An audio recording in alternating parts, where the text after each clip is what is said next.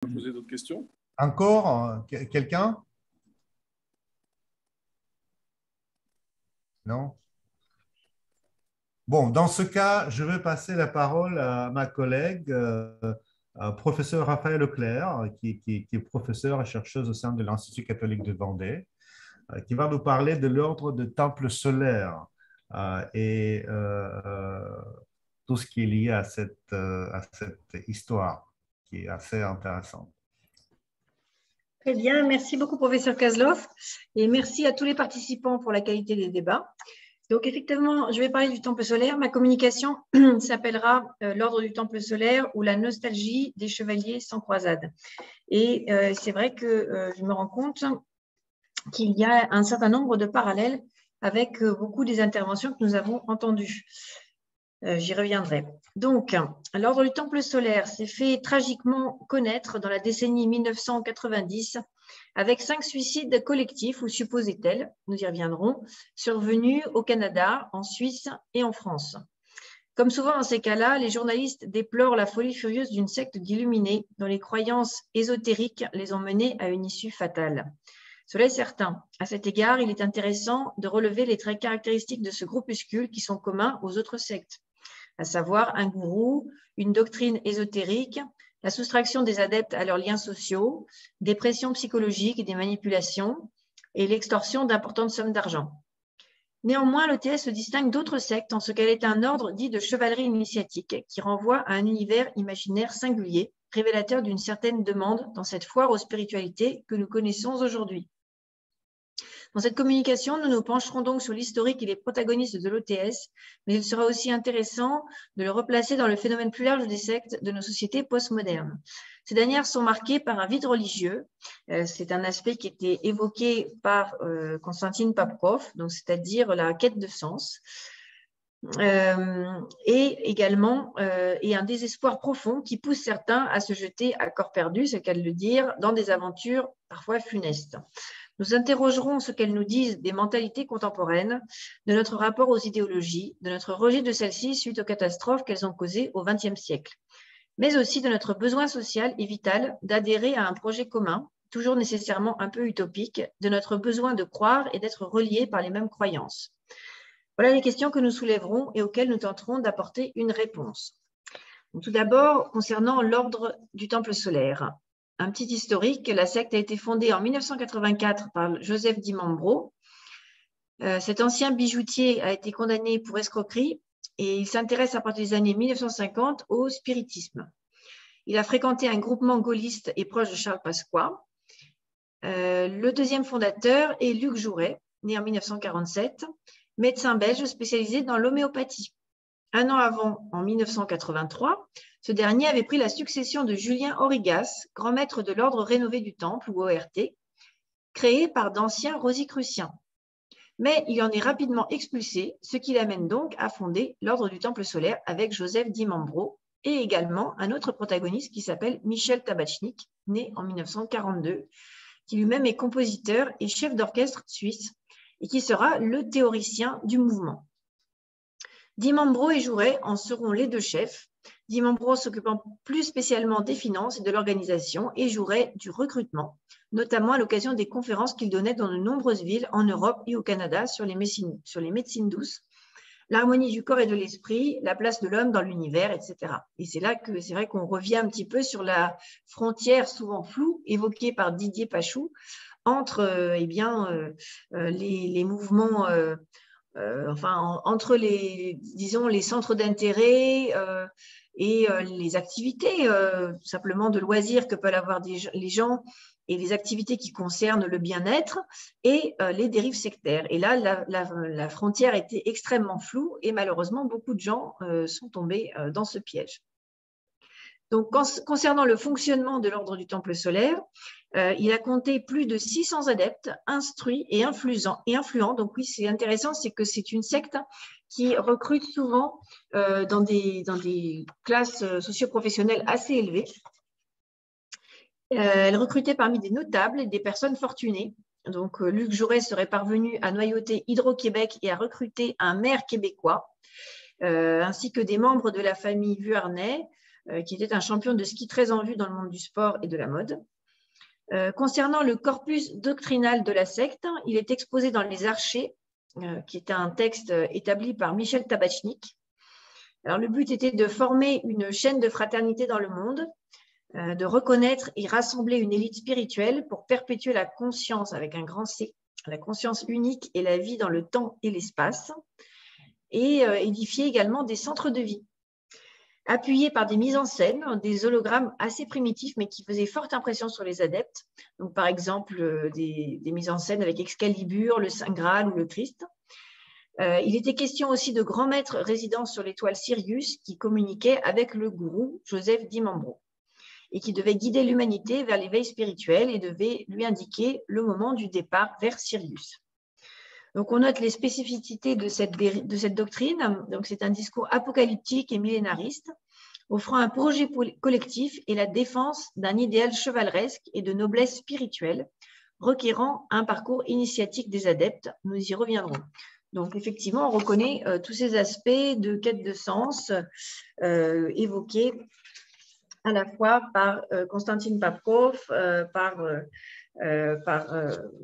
par Didier Pachou dans les exigences, les besoins formulés par les adeptes. Et c'est vrai qu'on est très loin. Alors là, ça reste un petit peu dans les sectes un petit peu artisanales, malgré voilà, une échelle assez importante, mais ça reste quand même dans l'échelle artisanale, on n'est pas dans des ramifications internationales. Néanmoins, les profits étaient assez importants. Mais malheureusement, les choses ont tourné rapidement au vinaigre, puisque au début des années 1990 a lieu l'arrestation de Luc Jouret, car il voulait se procurer des armes à feu. Donc même on a dit qu'il était peut-être lié à des trafics d'armes avec l'Afrique, notamment avec Charles Pasqua. Cet événement suscita la panique dans l'ordre et une contestation interne, certains membres reprochant au gourou leur comportement tyrannique et extrêmement avide à demander constamment toujours plus d'argent. Les gourous prennent alors la décision d'effectuer le transit vers Sirius, évidemment, et donc ce transit s'effectuait en se donnant la mort pour espérer atteindre Sirius. Et donc le résultat, c'était le 30 septembre 1994, 5 personnes se donnent la mort dans un chalet de Morin Heights au Québec, donc c'était encore une petite échelle. Puis, le 5 octobre, donc une semaine plus tard, 25 personnes sont retrouvées mortes par injection à Salvan en Suisse. 23 autres, au même moment, sont retrouvées mortes à Chéry par un système de mise à feu.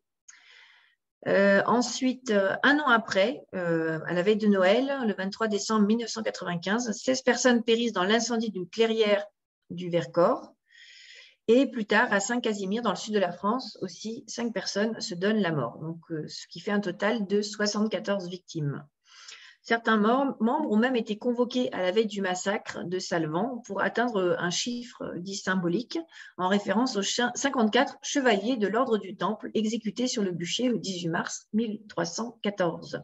Mais ils auraient pressenti un danger et auraient décliné la demande des gourous de se rendre sur place. Alors, en ce qui concerne les causes, il y a plusieurs pistes sont étudiées. On évoque donc ces dissensions internes ou bien celles d'une mafia liée au réseau Pasqua qui pratiquait des trafics d'armes. Des témoins affirment que certains coupables auraient échappé à la justice après les massacres savamment mis en scène. Et notamment, donc, le gourou Michel Tabachnik a finalement été relaxé. Aucune preuve n'a été retenue contre lui, bien qu'il ait composé la doctrine, on ne peut pas le tenir responsable des massacres. Donc, il y a beaucoup de questions sur les recettes. En fait, on ne sait pas, beaucoup sont morts, mais on ne sait pas où est passé l'argent de la secte. Alors, si on remet un petit peu l'hôtesse dans une perspective plus large des sectes, donc, comme le souligne M. Chéry dans son ouvrage « L'offensive des sectes » daté de 1959, les sectes se sont multipliées dans la seconde moitié du XXe siècle dans le contexte d'une diversité culturelle et religieuse apparue dans les années 1960. Jean Vernet, un autre auteur spécialiste du sujet, se penche quant à lui dans son livre de la collection Que sais-je, consacré aux sectes, sur ce qu'il appelle une rupture de la filiation. Alors, je m'explique, selon lui, je cite, « L'obéissance ne structure plus la vie sociale et religieuse. En revanche, cette disparition de l'obéissance dans la sphère sociale est compensée même des fois démultipliées, dans le cadre rigide et contraignant de la secte.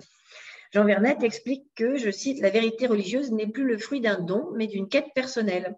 Et c'est ce qu'on retrouve effectivement, fin de citation, c'est ce qu'on retrouve par des voyages, alors que ce soit des voyages physiques avec des gens qui partent souvent en Inde ou dans les pays d'Orient, ou bien des voyages intérieurs par la recherche de nouvelles spiritualités, par l'étude de textes rosicruciens ou martinistes, parfois au moyen de substances hallucinogènes. Ce qui lui fait poser le diagnostic de l'existence d'une fracture, alors je cite, de fracture de l'écorce culturelle de la planète occidentale, c'est-à-dire effectivement le lien de filiation est rompu et on se trouve, comme l'évoquait Didier Pachot au début, avec des sujets qui sont en quête de sens et qui essaient un petit peu de s'imprégner de diverses doctrines sans la recevoir, comme c'était le cas avant, sans l'hériter de leurs ancêtres. Dans son article « La vie société » daté de 1938, Marcel Decorte oppose la société traditionnelle, structurée en 3 ordres, donc ceux qui contemplent, ceux qui agissent et ceux qui font. C'est-à-dire, ceux qui contemplent, c'est le clergé, l'aristocratie, c'est ceux qui agissent, et ceux qui font, ceux qui produisent, c'est le tiers-état. Et donc, il oppose cette structuration traditionnelle à la société moderne, marquée par un individualisme dissociateur, où l'homme est réduit de l'état d'animal politique à celui de bête de troupeau. Dans son court essai, il expose donc sa philosophie de la crise de la société moderne et de son issue. Ainsi, les sectes sembleraient le remède à cette société fragmentée et en quête de sens, qui a perdu sa cohésion et son harmonie originelle. Dans cette perspective, l'OTS serait donc un exemple tragique de cette aspiration à des narratifs communs, à des épopées chevaleresques semblables à celles des croisades, capables d'élever l'humanité au-dessus de sa condition matérielle et plus généralement du matérialisme dominant dans un monde globalisé et soumis à la marchandisation de tout et de tous. En outre, il est révélateur que les membres aient été des notables et des personnes fortunées que visiblement la richesse et la renommée n'avaient pas rendu heureux ni satisfaits de leur vie. Donc, en conclusion, je pourrais remémorer l'adage pascalien, l'homme n'est ni ange ni bête et qui veut faire l'ange fait la bête. La société marchande postmoderne, à force de vouloir tuer les religions et le religieux au sens large, sous la forme des idéologies, n'a-t-elle pas ignoré inconsidérément cet adage en voulant faire des hommes une sorte de bétail de consommateurs privés d'aspirations spirituelles? Et les sectes, à l'inverse, ne tentent-elles pas à égarer leurs adeptes dans des illusions éthérées et coupées de la société organique et vivante, au risque de mener finalement à des cornages sanglants comme celui de l'OTS? Les sectes semblent donc jouer le rôle de cellules intermédiaires de nos sociétés contemporaines qui résument et questionnent à la fois leurs failles et leurs contradictions. À l'avenir, est-ce que cette tendance à l'éclosion de sectes, ces mini-idéologies ou idéologies de chambre, amorcée dans le second XXe siècle, persistera au XXe siècle? Et si oui, sous quelle forme? Par exemple, les réseaux sociaux, qui sont bien souvent, surtout en ces temps de confinement, le seul lien des individus avec le monde extérieur, avec leur structuration en groupe, avec leurs valeurs, avec leurs leaders d'opinion et leurs rituels de bannissement ou à ce qui est convenu d'appeler les enfreintes aux règles de la communauté, est-ce que ce ne sont pas des nouveaux avatars des sectes? Eh bien, les décennies prochaines nous le diront. Je vous remercie de votre attention. Merci Raphaël. Est-ce qu'il y a des questions pour Raphaël Leclerc? Moi, j'en aurais une, si je peux la poser. Ouais. Ma question, Raphaël, votre intervention sur l'ordre du temple solaire, avec comment dire, des signes annonciateurs des catastrophes et des catastrophes réalisées dans d'autres pays, Canada en particulier, et Suisse, par rapport à la France, me fait poser cette question, mais au point de vue de la prévention du risque sectaire, c'est un échec énorme. Ah oui, c'est sûr. Je dirais c'est même un cas d'école. Qu'est-ce qui nous manque? Qu'est-ce qu'il aurait fallu faire? Qu'est-ce qui n'a pas été fait pour qu'on en soit arrivé là? Voilà. Je pense que vous avez dû y penser en travaillant sur ce groupe-là, sur ce mouvement-là. On est obligé de se poser la question parce que là, c'est presque une caricature. Oui, c'est vrai, mais peut-être aussi que les organisations telles que la vôtre n'étaient pas encore assez développées et puis il n'y avait pas encore assez d'informations sur les sectes. Mais c'est vrai que oui, c'est un échec cuisant, je suis bien d'accord avec vous. Il aurait peut-être fallu, après, c'est ce que je disais, c'est la défaillance de la société elle-même. Pourquoi est-ce que leurs proches n'ont pas réussi à pressentir voilà, la gravité de la situation? C'est surprenant aussi. Et du côté institutionnel surtout, parce que là, on n'est plus au niveau des associations. Là, ce sont des moyens de police qui sont nécessaires pour traiter Oui. ce genre de situation. Mais je pense aussi que, effectivement, je pense que par exemple la police et la gendarmerie n'étaient pas prêts à ce genre. C'était inédit en fait, hein, ces massacres, donc ils n'étaient pas prêts à ce que ça arrive. Je pense qu'il y a aussi ça. Il y avait un manque de structure. Mais c'est vrai que bon, pas tant que ça n'était pas arrivé, personne, c'était pas imaginable. Voilà, c'est un petit peu comme les massacres de masse dans les écoles aux États-Unis. Dieu merci, pour l'instant, on en est épargné en France, mais c'est vrai que si cela se produisait un jour en France, effectivement, il faudrait mettre en place les structures adaptées. Bon, à ma connaissance, il n'y a pas eu de nouveaux massacres de masse de sectes en France, donc bon, j'ai l'impression quand même que des mesures ont été prises pour éviter ces carnages. Oui, Olivier Roux, vous avez une question?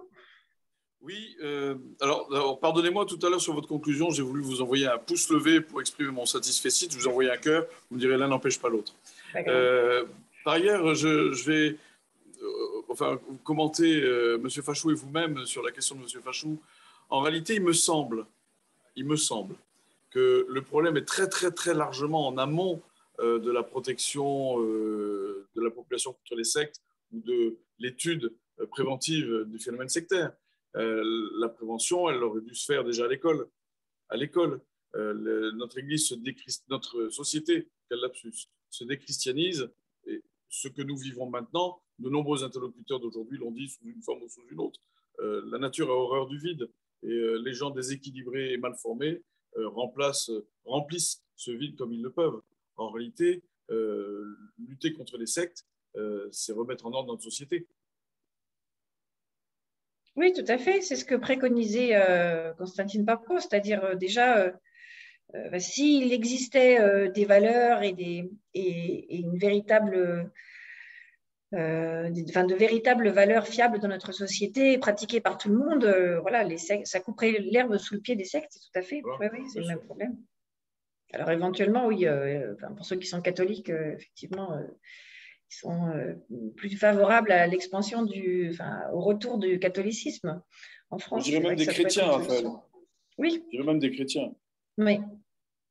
J'ai quand même l'impression qu'ils ils sont pas loin de devenir minoritaires. Hein. Si j'en crois les quelques chiffres ou sondages que j'ai vus apparaître ça et là, ce qui veut dire que les valeurs, je dirais, elles risquent d'avoir beaucoup changé depuis 50 ans. Oui, donc sûr. Là, nous sommes confrontés à un monde nouveau, un monde à la fois de liberté, la liberté à son prix. Hein, la liberté, elle peut amener jusqu'aux excès qu'on peut voir dans les groupes sectaires, ou même, je dirais que le radicalisme, il semble être en forte hausse, non seulement dans le monde religieux, mais aussi dans le monde politique. Je dirais, il y a une tendance à la radicalité actuellement. Oui, tout à fait. Other questions? Autre question?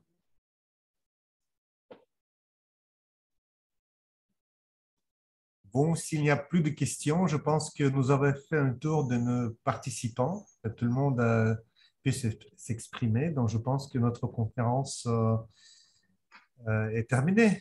Si, Raphaël, vous voulez ajouter quelque chose? Oui, on pourrait conclure effectivement sur cette tendance à la radicalisation qui peut paraître paradoxale quand on voit une baisse des pratiques religieuses, des religions traditionnelles en Europe, mais malgré tout, sans doute, effectivement, elle crée un appel d'air et la nature humaine crée aussi un appel d'air qui nécessite le florissement de toutes ces sectes. Et effectivement, pour conclure, moi je dirais que effectivement la seule solution pour lutter contre les sectes, c'est pas de lutter contre elles finalement, c'est de construire une société plus harmonieuse en essayant eh bien voilà, de renforcer la société. Je pense que ce serait le meilleur remède, en fait, parce que la secte n'est que le miroir des défaillances de notre société. Voilà. Mais effectivement, après, cette situation est exploitée par tous les groupuscules possibles qui veulent en tirer un bénéfice matériel, un prestige, un capital symbolique, mais également, comme nous l'a montré Maxime Perrotin, des avantages extrêmement matériels et extrêmement sonnants et trébuchants, économiques. Donc, effectivement, je pense que le meilleur combat contre cela est d'abord un combat spirituel. Oui, je vois Gilbert, vous voulez poser une question? Allez-y. Je vais vous remettre le son. Vous avez votre micro? Oui. Bonjour. Bonjour. Je suis Michel Gilbert, je suis président du réseau Parental Europe. Merci de nous avoir pour rejoints. avoir travaillé dans plusieurs pays de l'Union européenne sur cette problématique depuis 1999, je tiens à dire que la France est légèrement, voire complètement en retard par rapport à d'autres pays en matière de lutte et de prévention sur la radicalisation, mais pas seulement la radicalisation de l'islam, mais aussi celle des groupuscules ultra pseudo-catholiques, puisqu'on a vu en Auvergne un survivaliste ultra-catho tuer 3 gendarmes lors d'un assaut qui est resté dans les mémoires. Nous allons avoir de plus en plus de problèmes, à l'instar de Anders Breivik, le terroriste norvégien, qui mélange aussi bien pseudo-spiritualité ou ultra-catholicisme avec ésotérisme et maçonnerie, puisque Anders Breivik faisait partie de rite Memphis-Misraïm. Ce genre de syncrétisme est peut-être la raison pour laquelle nos autorités n'ont pas réellement pu lutter contre les dérives sectaires en France. Voilà. Merci beaucoup, Michel Gilbert Delarco, pour cet éclaircissement. Est-ce que quelqu'un veut ajouter quelque chose?